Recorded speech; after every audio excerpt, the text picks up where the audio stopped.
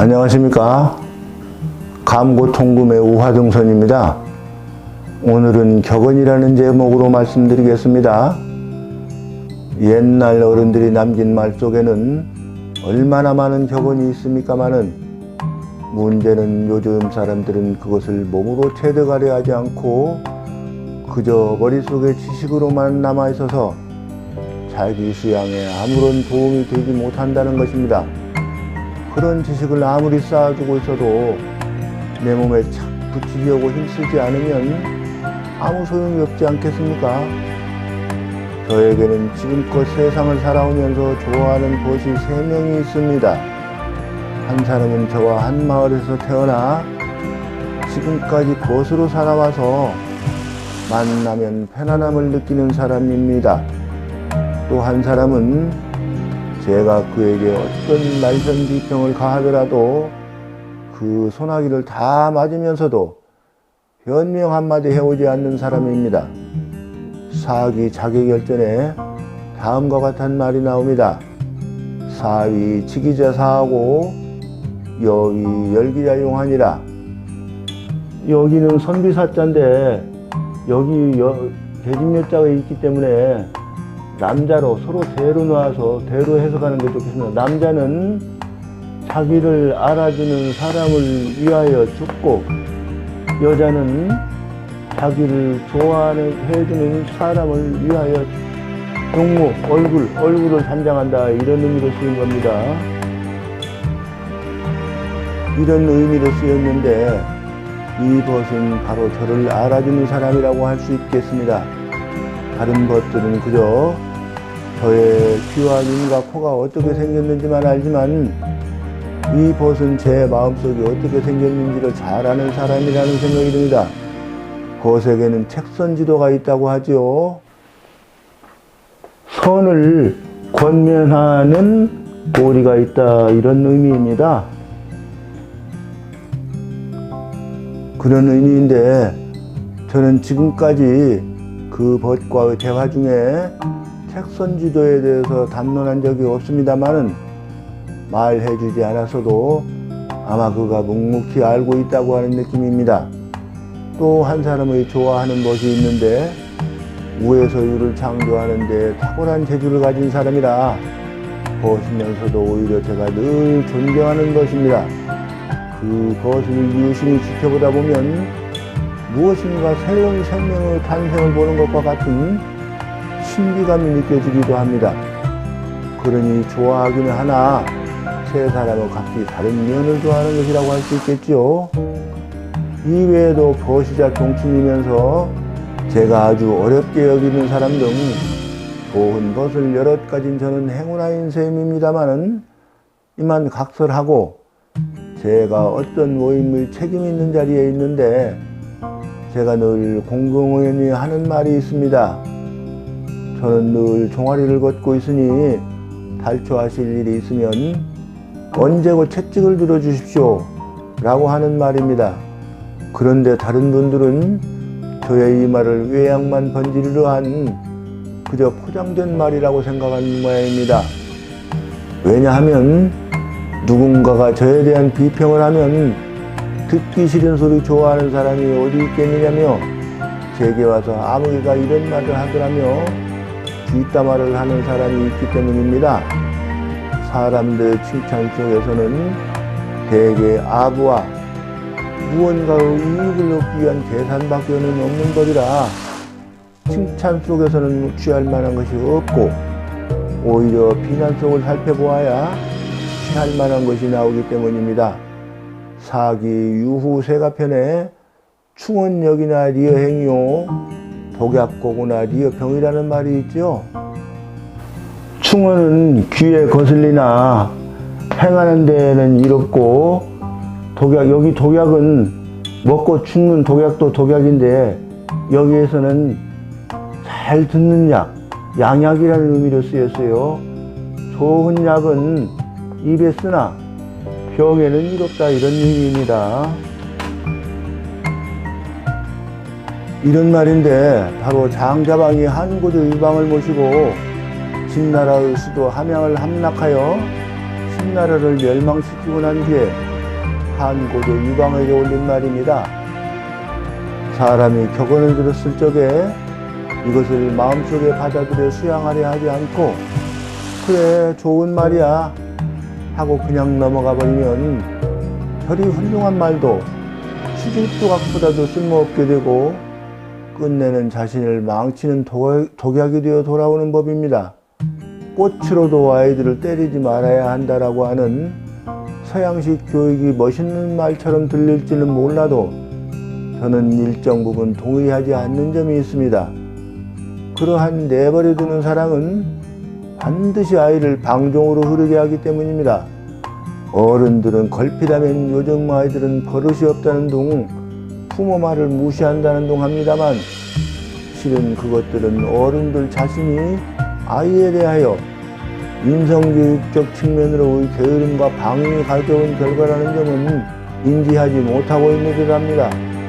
아이들은 본래 하얀 도화지에 그림을 그려나가는 것과 같아서 내가 어떤 색을 칠하는가에 따라서 물들여져 갈 뿐입니다. 그러니 그 그림을 망친 사람은 바로 나 자신인 셈이지요. 이웃집 아저씨 아주머니가 우리 집에 와서 내 아이를 그렇게 가르친 적이 없었으니 당연히 부모인 나의 책임인데도 자식은 부모가 어쩔 수 없는 것이라며 포기하거나 더 나아가서는 마치 남이 내 아이를 망친 것처럼 말해서는 안 되지 않겠습니까? 아이가 요구하는 것은 무엇이든지 들어주어서 인내할 줄을 모르고 내 맘대로 되지 않는 것이 있다는 것을 가르치지 않았으니 그렇게 왕자나 공주처럼 떠받들려져 키워진 아이가 혼인한 뒤까지도 왕자 행세, 공주 행세를 하다가 나와의 다름을 인정한다며 예식장에서의 그 번지르르한 혼인 맹세가 귓가에서 떠나기도 전에 성격이 맞지 않는다며 이내 이혼을 하겠다고 합니다. 그리고 이혼하겠다고 친정해온 아이들은 따끔하게 야단쳐 돌려보내지도 않습니다. 하긴 평소에 어머니라는 사람이 헐키라면 내보는 곳에서 아버지를 가리키며 내가 저 인간하고 살지 않았으면 요새날 이렇게 살지는 않았을 텐데 라며 너는 나처럼 살지 말고 수틀리면 이혼하고 와버려라 하고 아이 앞에서 분풀이를 해댔으니 어쩌겠는가. 여식의 행복을 망친 사람은 심모 원료가 부족한 바로 나 자신이라는 것을 모르고 있는 것이죠. 이혼해서 그치면 그나마 다행이지만 부모의 잘못된 사랑 때문에 다른 아이들과 잘 사귀지도 못하며 참을성이 없고 심약하게 자란 아이가 학교 생활이나 사회생활에 적응하지 못하여 자살이라도 해버린다면 이것이 과연 내 잘못입니까? 남의 잘못입니까? 가정에는 아버지의 위엄과 어머니의 자유름이 반드시 조화를 이루어야 되는데 제가 목격한 바에 따르면 아이들과 함께하는 시간이 상대적으로 많을 수밖에 없는 어머니가 집에서 아이들 상대로 아버지에 대하여 온갖 비난 내리는 흉을 보며 삽디다.